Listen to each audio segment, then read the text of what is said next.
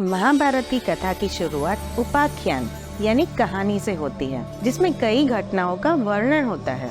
शकुंतला और दुष्यंत की कहानी महाभारत महाकाव्य में एक महत्वपूर्ण घटना है। ये कहानी महर्षि व्यास द्वारा लिखित महाभारत में आती है और भारतीय साहित्य की प्रसिद्ध कहानियों में से एक मानी जाती है। कहानी के मुताबिक मेनका ने अपने रूप के जादू से विश्वामित्र की तपस्या भंग कर दी और उनसे एक बेहद खूबसूरत बेटी पैदा हुई। वो बच्ची का नाम था शकुंतला। शकुंतला अपनी माँ की तरह ही रूप और यौवन की धनी थी। माता पिता के द्वारा त्याग दिए जाने के बाद शकुंतला को ऋषि कर्ण अपने आश्रम में ले आए और यहीं शकुंतला पड़ी बड़ी हुई। उसी दौरान एक बार हस्तिनापुर के राजा दुष्यंत शिकार करते हुए ऋषि कर्ण के आश्रम में पहुंचे। राजा दुष्यंत ने आश्रम के बाहर से ऋषि को आवाज लगाई, लेकिन ऋषि आश्रम में थे ही नहीं। इसीलिए उनकी गोद ली हुई बेटी शकुंतला आश्रम से बाहर निकल कर आई। शकुंतला ने कहा, हे राजन, मैं महर्षि की पुत्री हूँ। महर्षि अभी आश्रम में नहीं है, वो तीर्थ यात्रा पर गए हैं। मैं आपका आश्रम में स्वागत करती हूँ। आश्चर्यचकित होकर दुष्यंत ने कहा, महर्षि कर्ण तो ब्रह्मचारी है, तो आप उनकी पुत्री कैसे हुई? इस पर शकुंतला ने उन्हें बताया कि वह महर्षि की गोद ली हुई कन्या है और उसके वास्तविक माता पिता मेनका और विश्वामित्र है। और वो आगे कहती है कि शकुंत नामक पक्षी ने उसकी रक्षा की, इसलिए उसका नाम शकुंतला पड़ा।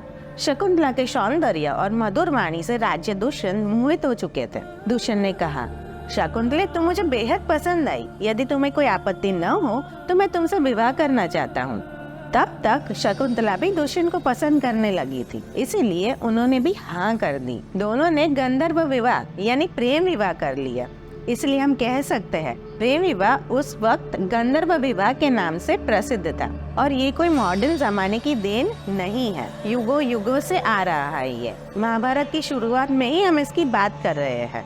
कुछ समय साथ में व्यतीत करने के बाद जब दुष्यंत अपनी राजधानी हस्तिनापुर लौटने लगे तो उन्होंने लौटकर शकुंतला को अपने साथ ले जाने का वचन दिया। प्रेम के प्रतीक चिन्ह के रूप में उन्होंने अपनी राज मुद्रिका शकुंतला की उंगली में पहना दी। कुछ दिनों बाद एक दिन कर्ण ऋषि के आश्रम में दुर्वासा ऋषि पधारे। दुर्वासा मुनि अपने गुस्से के लिए विख्यात है। दुर्वासा मुनि जब आश्रम में पधारे तब शकुंतला महाराजा दुष्यंत की यादों में खोई हुई थी और उसको दुर्वासा ऋषि की आवाज सुनाई नहीं दी। अपने क्रोध के लिए विख्यात ऋषि को लगा कि यह उनका अपमान है। उन्होंने उसी क्षण शकुंतला को शाप दे दिया।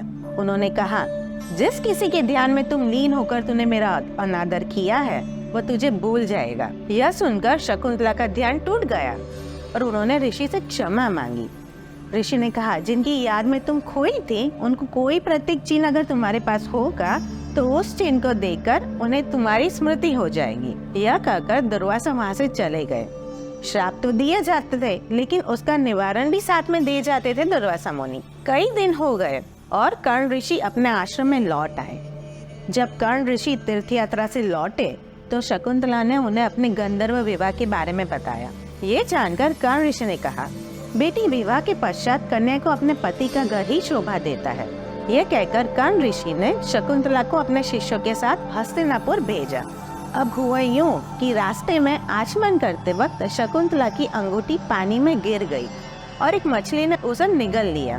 कर्ण ऋषि के शिष्यों के साथ शकुंतला महाराज दुष्यंत के दरबार में पहुंची। दुर्वासा ऋषि के शाप के कारण दुष्यंत उन्हें भूल चुके थे और उन्हें साथ बिताए पल का कुछ भी याद नहीं था। इसलिए वह शकुंतला को भला बुरा कहने लगे। उस समय शकुंतला की माता मेनका प्रकट होती है और शकुंतला को अपने साथ लेकर वे चली जाती है। कुछ दिनों बाद इंद्र के बुलाने पर देवासुर संग्राम में उनकी सहायता करने दुष्यंत इंद्र की नगरी अमरावती आते हैं। संग्राम के विजय बाद वह आकाश मार्ग से हस्तिनापुर लौट रहे थे तो रास्ते में उन्हें कश्यप ऋषि का आश्रम दिखा। उनके दर्शन के लिए दुष्यंत वहाँ रुक जाते हैं। अब यहाँ देखिए, कहा जाता है कि उस समय इंसान और देव दोनों प्रबल थे, इसीलिए स्वर्ग और मृत्यु लोग यानी धरती पर वे आ जा सकते थे। पाप कर्म और पुण्य ज्यादा था। इंसान की और देवों की ताकत 100% एक जैसी ही थी। जिस मछली ने शकुंतला की अंगूठी को निगला था, एक दिन वह मछली मछुआरे के जाल में फंस जाती है। जब मछुआरे ने उसे काटा तो उसके पेट में से अंगूठी निकली। मछुआरे ने देखा कि ये अंगूठी तो राजमुद्रिका है। इसलिए उसे लेकर महाराजा को भेंट करने राजमहल में पहुंच गया। अंगूठी को देखते ही महाराजा दुष्यंत को सब कुछ याद आ जाता है और तब उन्हें अपने किए पर पश्चाताप होता है और शकुंतला की तलाश में वे जुट जाते हैं।